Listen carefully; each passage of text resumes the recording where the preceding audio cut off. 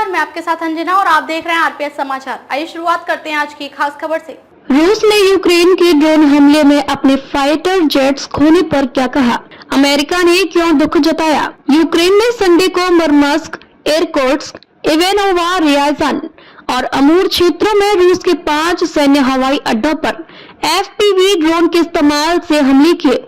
रूसी रक्षा मंत्रालय ने कहा कि इवानोवा, रियाज़ान और अमूर क्षेत्रों में हमलों को विफल कर दिया गया।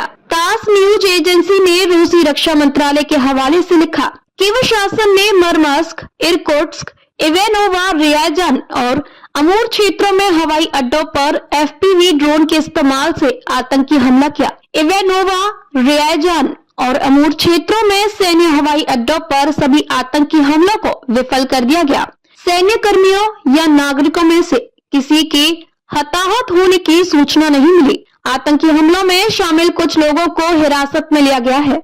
मुर्मांस्क और इरकुत्स्क क्षेत्रों में सैन्य हवाई अड्डों के निकटवर्ती क्षेत्रों से एफपीवी ड्रोन के हमले में कई विमानों में आग लग गई।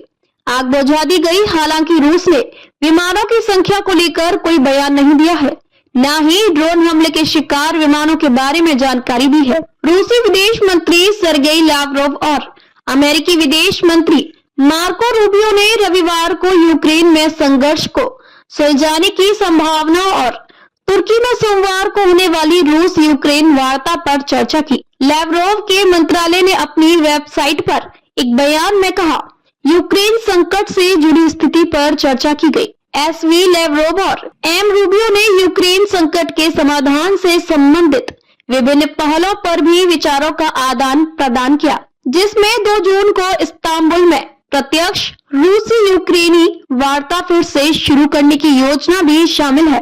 अमेरिकी विदेश विभाग ने उल्लेख किया कि यह कॉल रूस के अनुरोध पर थी। रूबियो ने स्थायी शांति प्राप्त करने के लिए रूस और यूक्रेन के बीच निरंतर प्रत्यक्ष वार्ता के लिए अमेरिकी राष्ट्रपति डोनाल्ड ट्रंप के आह्वान को दोहराया। मंत्रालय ने यह भी कहा कि बातचीत के दौरान रूबियो ने यूक्रेन की सीमा से लगे अलग अलग रूसी क्षेत्रों में 2 पुलों के विस्फोट में हुई मौतों पर संवेदना व्यक्त की। रूसी पक्ष ने इस बात पर जोर दिया कि इस मामले की सक्षम निकाय गहन जांच करेंगे और परिणाम प्रकाशित किए जाएंगे। दोषी पक्षों की पहचान की जाएगी और निस्संदेह उन्हें उचित सजा दी जाएगी। रूसी अधिकारियों ने कहा कि शनिवार को 2 पुलों को उड़ा दिए जाने से कम 7 लोग मारे गए और 69 घायल हो गए। खबरों में अब तक के लिए बस इतना ही। फिर होगी आपसे मुलाकात कुछ ऐसी खास खबरों के साथ। तब तक के लिए नमस्कार और देखते रहिए आरपीएस समाचार।